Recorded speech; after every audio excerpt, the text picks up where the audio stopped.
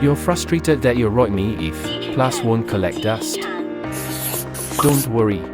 Let's look at how we resolve the same problems for our customers. We had customers reaching out to us with the same issue, their Roidmi Eve Plus refusing to collect dust. So, what did we do? We took over the Roidmi Eve Plus.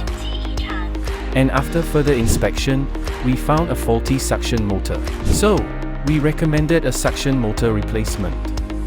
But that's not all, we also recommend a deep cleaning service, since the robot is quite old.